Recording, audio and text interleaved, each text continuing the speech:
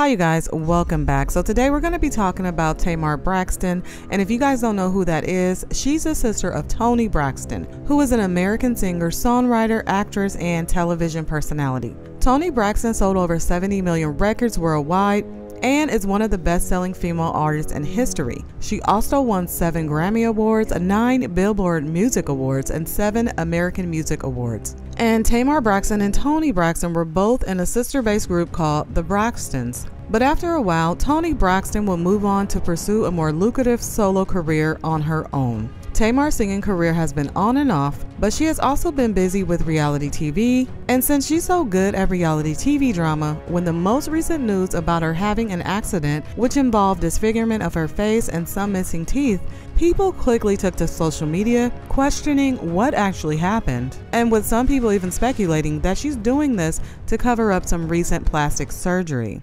Tamar Braxton, which is Toni Braxton's sister, used to be backup singer, woke up in a pool of blood, missing teeth, got some injuries going on. To me, it sounds like she had a seizure and she don't know it. I'm epileptic, so I would know. But I do know the later in life epilepsy shows up, the stronger the seizures can be. So she might want to check with a neuro. But when I saw the story, I couldn't help but think back to 2019 or 18, or maybe it was 17, when she laughed at a sick woman's wig. And she said the woman was just performing a gospel song for Steve Harvey. And Tamar Braxton took to the internet to say the woman's wig was stressing her out. I think that might have been the last straw. So what we heard this woman saying is that basically this is kind of like karma, right? She mentioned how Tamar basically tried to shame this woman because of her wig. And this lady was very talented. She was a gospel singer. She was a church woman. And to make a comment like that kind of gives us an idea into how messy Tamar Braxton could be. And so now this lady is insinuating that whatever happened to Tamar Braxton could be karma. Ever since then, Tamar's life has just gone downhill. Her marriages, her relationship, well, her marriage. Before we go a little further into this video, you guys, if you're new here and like what you hear, please hit that like button for me. And if you're a returning subscriber, please remember to leave it a like as well. Also, hitting that notification bell will keep you guys updated on any new videos that I put out. Whichever one of those you choose to do, or all of them, it's really going to help my channel out. Her relationship, it's just, you know, Tamar Braxton put out a lot of bad in this world.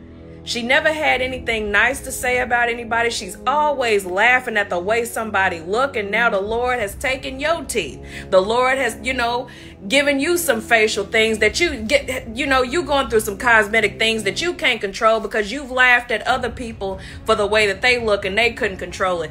You may not get your karma that month, that week, or even that year, but it does eventually catch up to you. So we have this lady saying that whatever happened with Tamar is about karma, and that's what karma does. It catches up to you sooner or later, and that due to her being nasty to people and talking mess about people, this could be karma catching up to her finally. And then we have other people who have a different view of what might actually be going on in this situation. This story with Tamar Braxton, girl, nobody believes you. You're just setting up so that you can get a facelift, so that when you come back with a Michael Jackson face, no offense, but when you come back with a brand new Michael Jackson face, you'll have an excuse.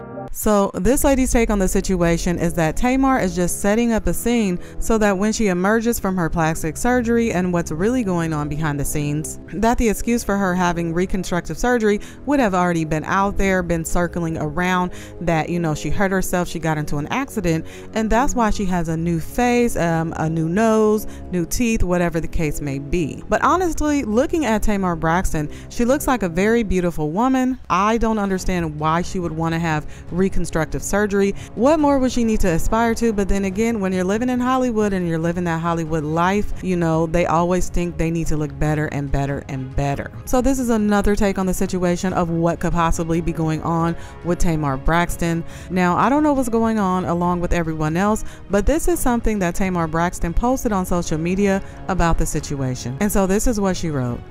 I struggled to write this, but everyone keeps calling me, and honestly, I can't even really talk anymore. I'm so weak. I almost died Sunday. I was found in a pool of blood from my friend with a face injury. As the days go by, the worse it is. I fractured my nose, lost some teeth and mobility. The way I look at life now is totally different as my health is on the mend and my mental journey begins. Pray for me for real. I don't even know what happened to me. Now, all I have to say is if this actually happened to her where she absolutely doesn't know what happened, that's really scary, and I hope she gets some help. I hope she figures out what happens. But let's hear what some other people had to say about this situation. I know y'all see this story going around about Tamar Braxton. She basically put on her story on social media that she almost died on Sunday. She said that a friend had found her in a pool of blood, and she had a fractured nose and 4 missing teeth, and she had no idea of what happened to her. This all happened the night after she was seen out partying with a group of people that was supposedly friends or people that was close to her, or whatever relationship they had with her. I know one of the people that was there was Funky Dineva. I couldn't recognize any of the other people that was there, but Funky Dineva came out and basically said that he had nothing to do with what happened to her. Y'all want to know what all the hell going on, bitch? I want to know what's going on too, bitch, okay? The lady got on the internet and said she almost died. But he did detail how they all left the club. I guess they were there for a birthday party, so one of her friends' birthday party. So just to clarify, they were at a friend's birthday party, and the birthday party was for this guy right here who was just talking, named Funky Dineva. Now let's continue with what she had to say, because she said, you know, there was something strange about how he explained the situation that happened that night at the birthday party where Tamar Braxton was. They all left the club together. They took a driver. I'm assuming it was either a black car or an Uber or something like that. And they took that car back to Tamar's apartment or wherever she was staying.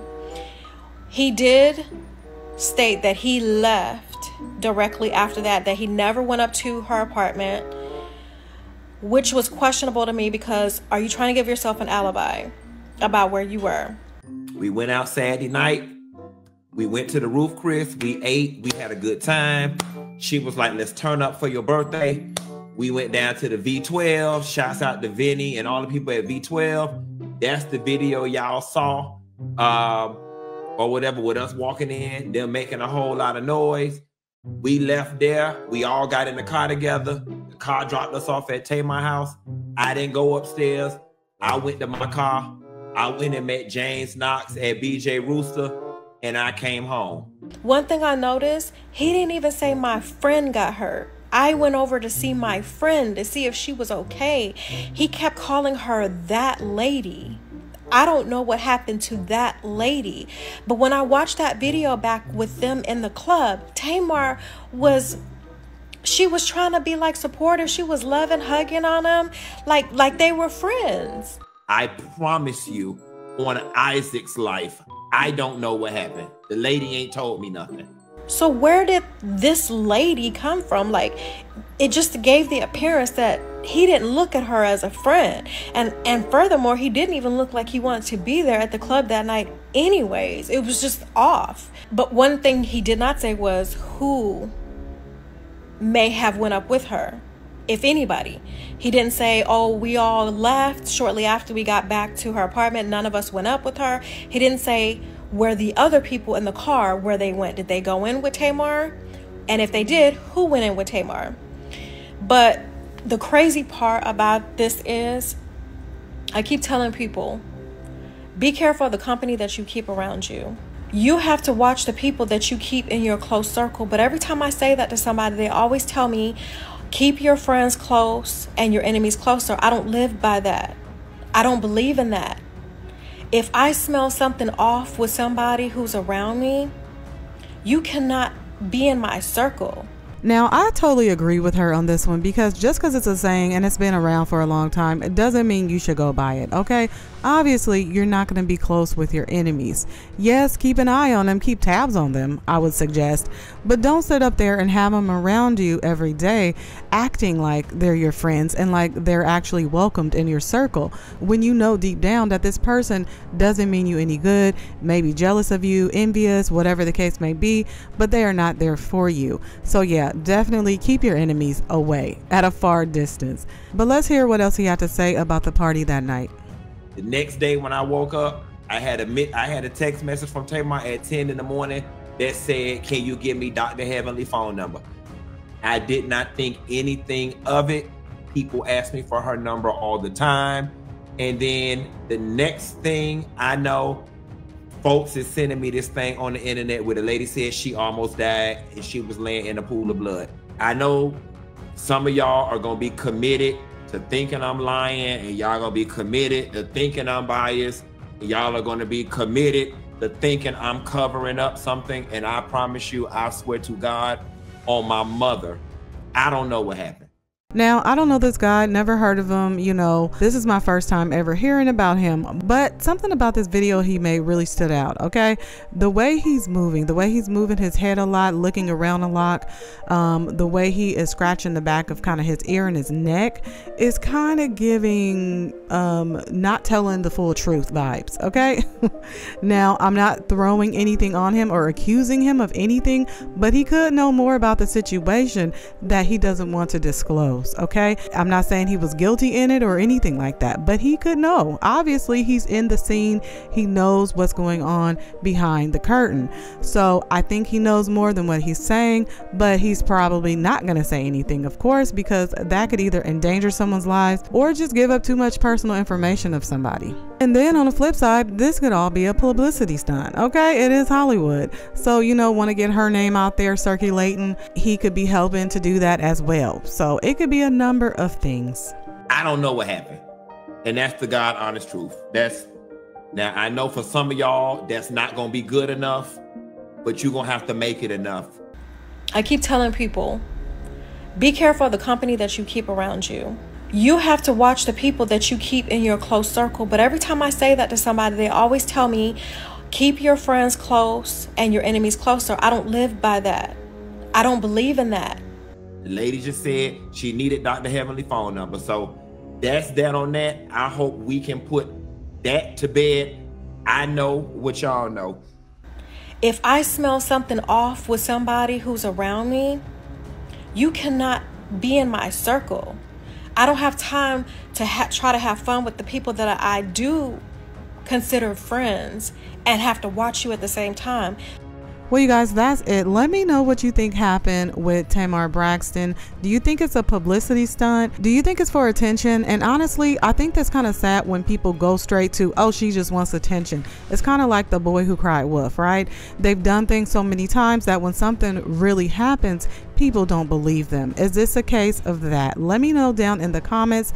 If you enjoyed this video, please remember to leave it a like. And if you're new here, subscribe.